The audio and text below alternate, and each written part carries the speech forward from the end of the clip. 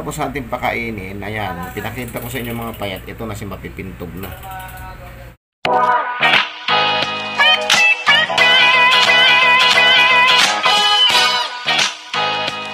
Salamat po tayo Mento and like and share po.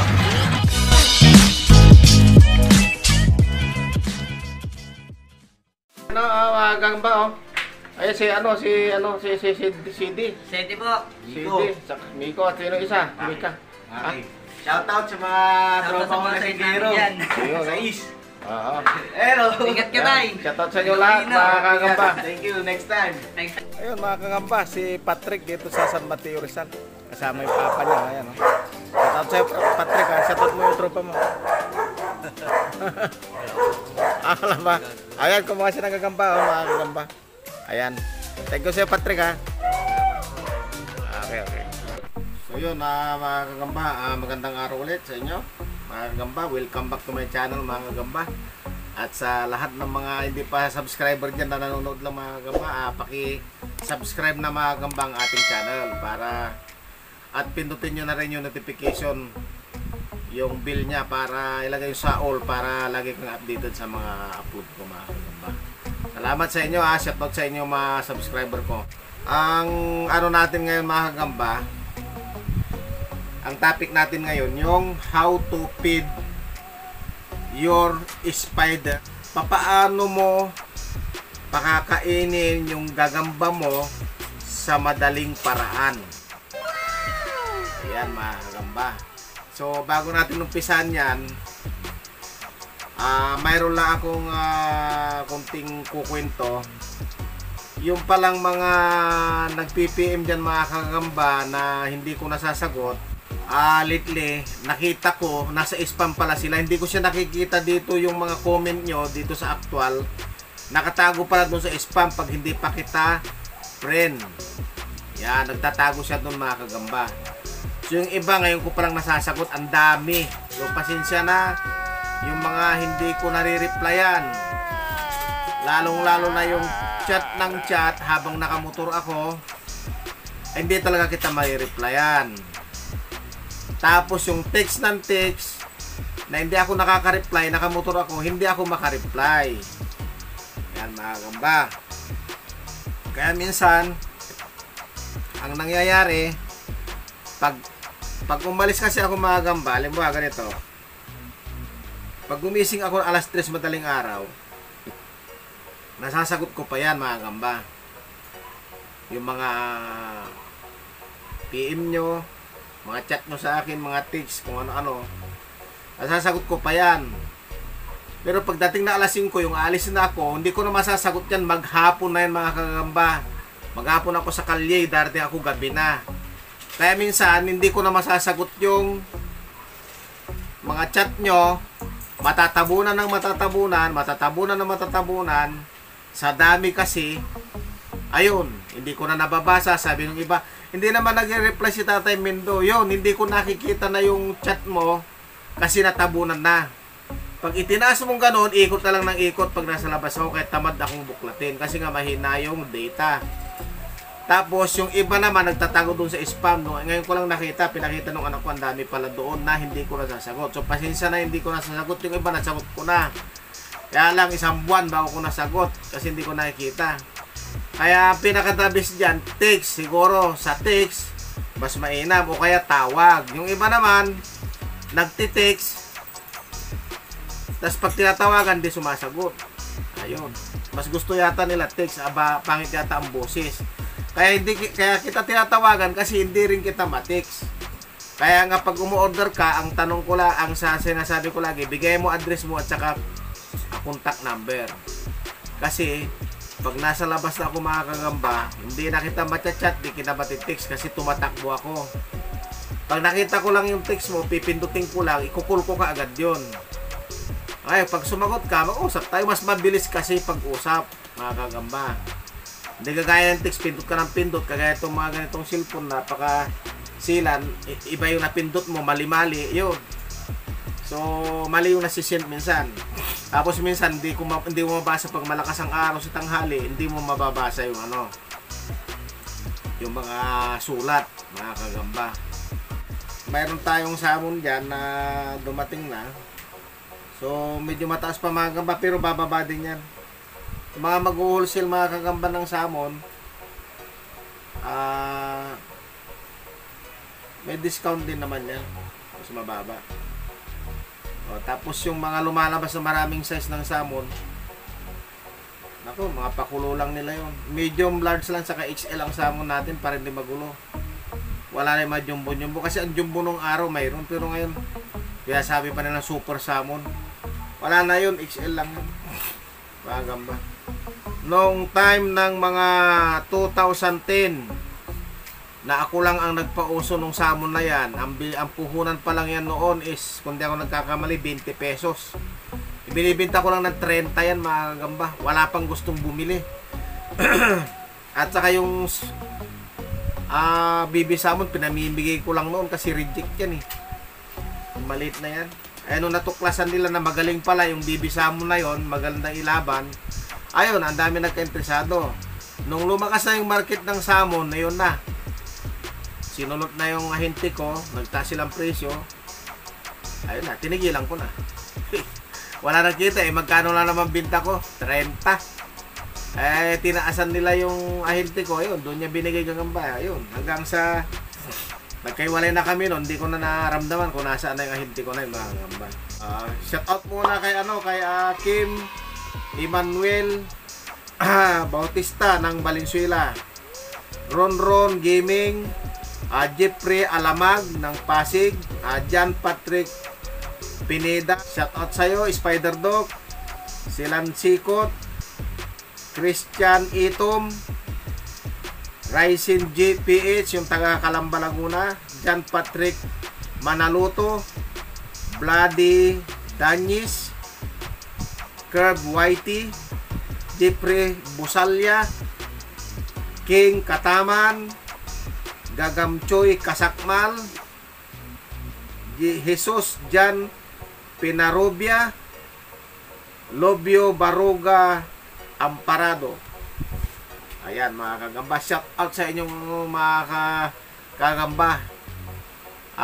Yung gusto magpa-shout out, comment lang kayo dyan sa mga latest video para makita at para mailista mga kagamba. Kasi kung doon kayo manghihingi ng shout out sa mga chat, hindi ko kayo maililista kasi nasa kalye ako, wala akong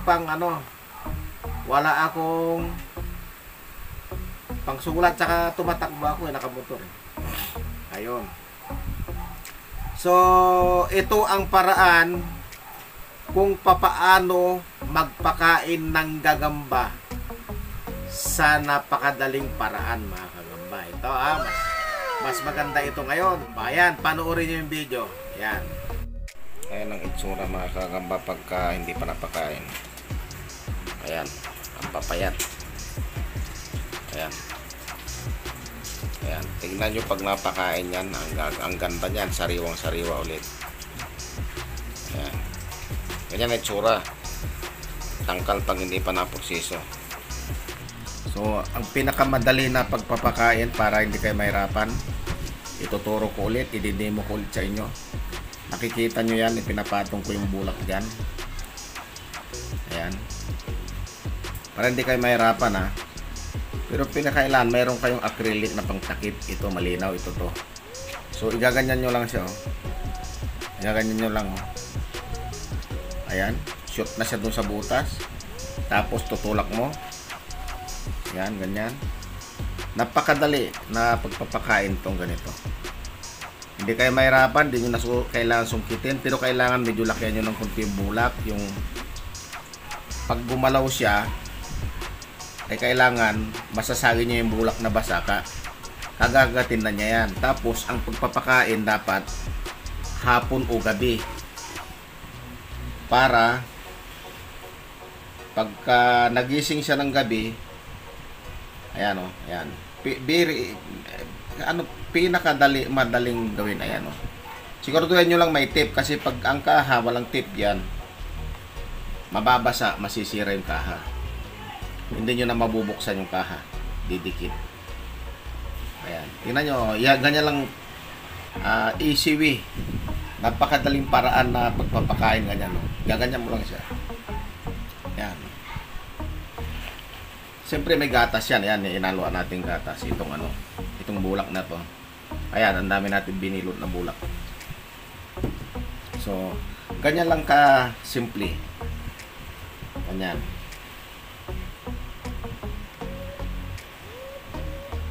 Hindi na kayo mahirapan papaano pagpakain ng gagamba. Yan, napakadaling paraan.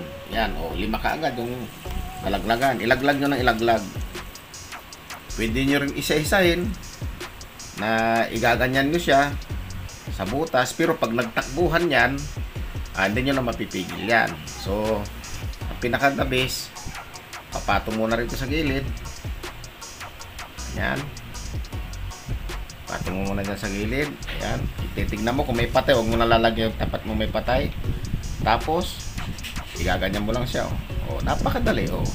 Laglag na siya. So, hindi makakatakbo yung gagamba. Makakagamba. Ayan.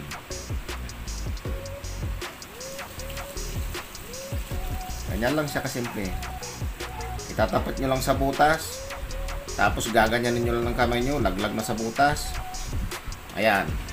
Igaganyan nyo na siya. Napakadaling paraan mga kagamba ang pagpapakain. Pero kailangan kasi laki ng butil ng mais yung bulak para eksakto siya dun sa butas. Masasagi niya. Pag nasagi niya yan at basa, kakagatin na niya yan. At siguraduhin nyo rin yung lalagyanan. Pag marami kayong pakakainin, ang lalagyanan niya ganyan lang kaliliit yung butas ng kaha. Para bawat galaw niya, pag galaw niya, masasagi niya kaagad yung bulak. Ayan. Ayan. Ganun kasimple mga kagamba. Tapos yung isang mapakain, papagpagin nyo lang konti para magising. Ayan. Ayan. Ayan. So, bukas, bundat na lahat yung mga yan mga kagamba. Ayan. Ganun lang kasimple mga kagamba ang pagpapakain ngayon. Gatas lang, bulak. Yan, hindi masyadong nagkakatas sa basa kasi para hindi kumalat yung gatas. Yan, kasi laki ng butil ng mais lang. Para yung sakto dito sa butas ng lalagyanan. Okay, so sana may natutunan kayo ulit at mas mabilis na pagpapakain. Ayun mga kagamba, pagkatapos nating magpakain at tinanggal natin yung gagamba dito sa pinagpakainan, ipapakita ko rin sa inyo paano maglinis nung pinagpakainan na kaha. Kagaya nito nakikita nyo. Yan. Ganito lang pagtatanggal ng bulak niya, no? Simple lang. Toothpick lang gamitin nyo para malinis nyo ulit yung kaha na pinagpakainan nyo. Ganun lang. Toothpick lang gagamitin nyo. Ayan, no? Ganyan, linisin nyo yung kaha na pinagpakainan nyo kaagad para hindi mabulok at hindi pa pamahayan ng virus na galing doon sa gagamba. Ayan, lilinisin nyo siya.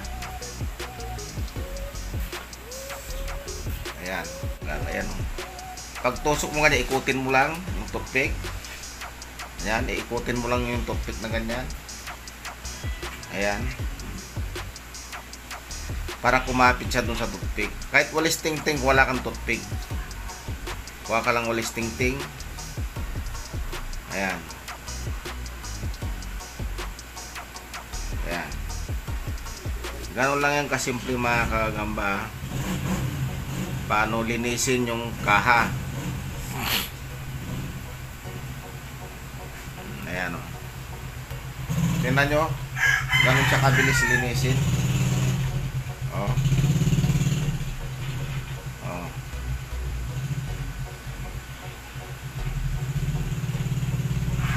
Pag ito lang, toothpick lang. Pag ganon mo, pag tusok mo, ikutin mo lang. Oh.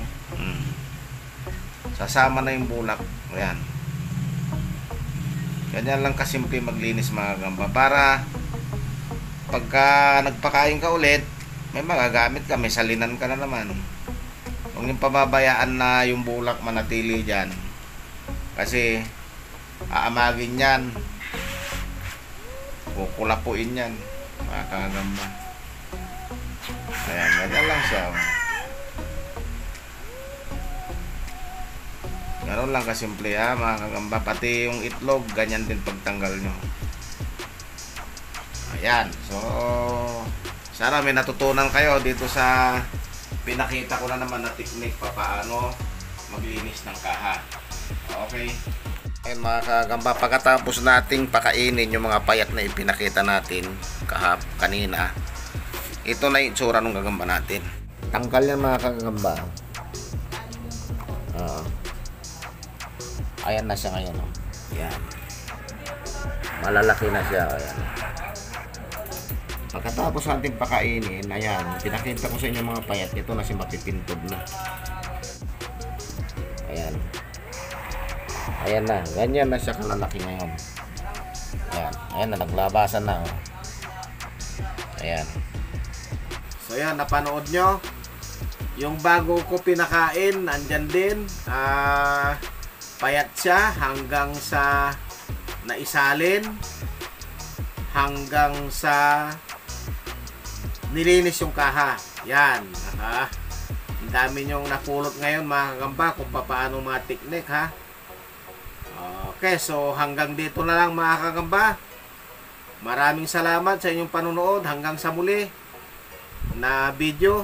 At abangan nyo yung iba pang ituturo ko sa inyo.